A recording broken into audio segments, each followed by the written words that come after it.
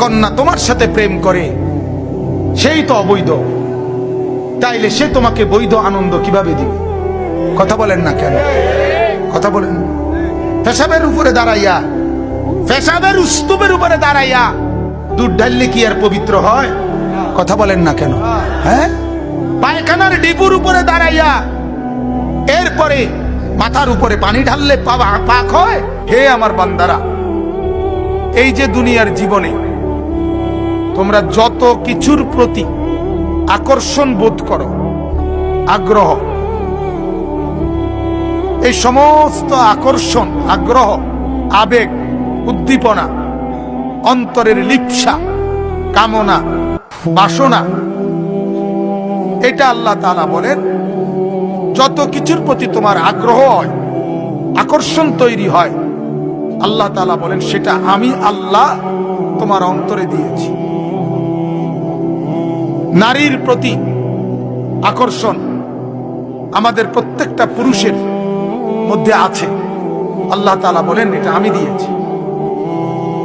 আমি যদি ভিতরে না দিতাম এই সত্তাটা, তুমি এই আকর্ষণ বোধ কই পাইতে? কই পাইতে? পাহাড় দেখলে, নদী দেখলে, মাটি দেখলে, বালু দেখলে, ইট বালু আর সিমেন্ট দেখলে তোমার ওই আকর্ষণ হয় না নারী দেখলে যা হয়। কেন এটা হয়? এটা ভিতরে আসলো কোত্থেকে? যদি আমি এটা না দিতাম তো তুমি পেতে কোথা?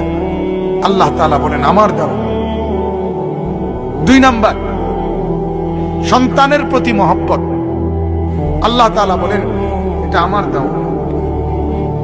একই মা তার কোলের বাচ্চা যেটা, সেটার পেশাব পায়খানা পরিষ্কার করে, কিন্তু এই মাই পাশের ঘরের ওই বয়সী বাচ্চা পেশাব পায়খানা করলে তার সামনে সে এটা পরিষ্কার করে না।